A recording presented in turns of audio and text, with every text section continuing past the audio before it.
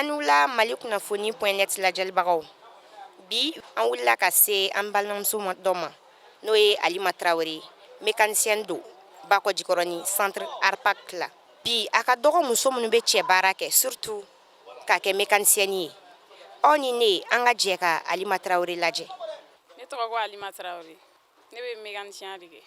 awɔ an y'a kalan de kɛ institut de formation professionnelle de Kabala an tilala salu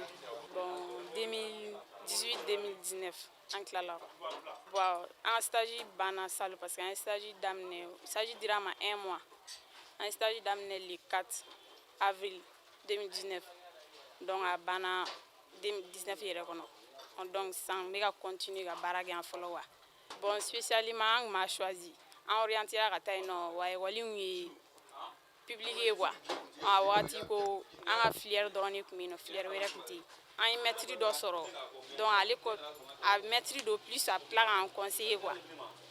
a kɔni ko an bɛ fɛn fɛn kɛ an ka baara in kanu don an yɛrɛ la fɔlɔ sani an bɛ baara in kɛ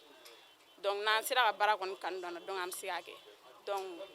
an yɛrɛ ale yɛrɛ ka kuma sababu la baara nana commencer ka diya an ye quoi donc an fɛnɛ tora a kɔnɔ bon a gɛlɛya ye min ye a daminɛ a ma nɔgɔn parce que hali n'i bɛ ka baara dɔɔni kɛ an yɛrɛ filɛ nin ye an ma dege a la kosɛbɛ surtout an musow fari bɛ cogo min n'i bɛ fɛn dɔɔni kɛ dɔrɔn i b'a sɔrɔ i fari dɔ bɛ gratter mais i bɛ Ala minɛ ka tɛmɛ n'o ye quoi i kana gratteli in jateminɛ i b'i ka baara de continuer k'a kɛ parce que i nana i ka baara de kama quoi n'a kanu b'i la dɔrɔn gratteli in tɛ fosi ye tiɲɛ na a kanu bɛ n na sisan yɛrɛ de kɔni bon n bɛ ladilikan min di musow ma u kana na cɛ baara ni muso baara lajɛ quoi baara bɛɛ ye baara ye i bɛ baara o baara kɛ i k'i jija i ka baara in kanu k'i yɛrɛ la fɔlɔ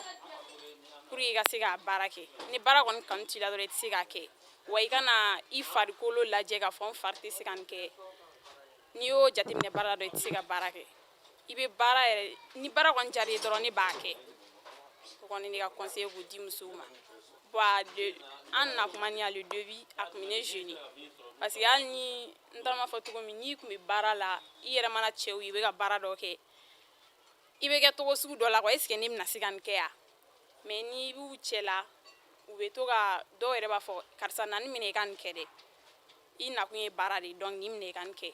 donc an tor'o la fo an nana don ɲɔgɔn na ne n'u kɔni ɲɔgɔn cɛ sisan foyi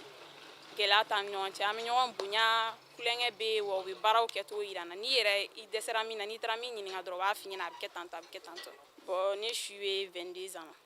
ayi non ma furu je suis célibataire bon o de ka di n ye tiɲɛ yɛrɛ la mais k'an to yan n t'a dɔn ni n bɛna se k'o de kɛ ta heure tɛ yen jigin heure tɛ yen quoi n'a ye baara daminɛ wagati min a bɛ jigin n'aw tilara baara la wagati min a bɛ jigin sufɛlako t'a la wuladafɛko t'a la donc o de bɛna se ka kɛ problème yɔrɔ ye parce que ni muso kɔni furula ka su heure dɔ se baara la a ma nɔgɔn bon ni n ka patron ye n labila k'a fɔ ko n sera baara la yɛrɛ yɛrɛ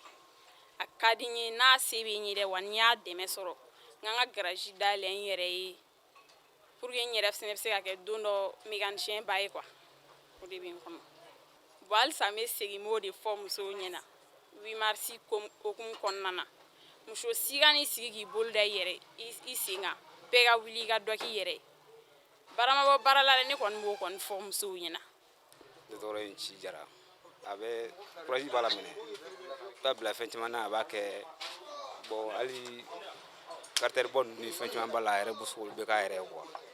fɛn caman bɛ yɛrɛ i b'a bila ale ka moteur yɛrɛ dɔw desserrer n'a kɛɲɛna yɔrɔ min na a bɛ na a b'i wele ko karisa n dɛsɛra nin yɔrɔ la quoi i b'a ɲɛfɔ a ye a b'a kɛ a bɛ se ka baara caman k'a yɛrɛ ye sisan kɔni mais min a kɔni sɛgɛn wulila kosɛbɛ fɔlɔ ni fɛn caman bɛ yen a bɛ se k'o k'a yɛrɛ kɔni a ka baara taabolo ka ɲi kojugu courage b'a la et puis mɔgɔ min don courage b'a la kosɛbɛ quoi a yɛrɛ b'a ni ɲɔgɔn cɛ i b'a fɔ komi cɛ vraiment a bɛ baara in kɛ ka ɲɛ et puis a y'a kanu quoi problème foyi t'a fan fɛ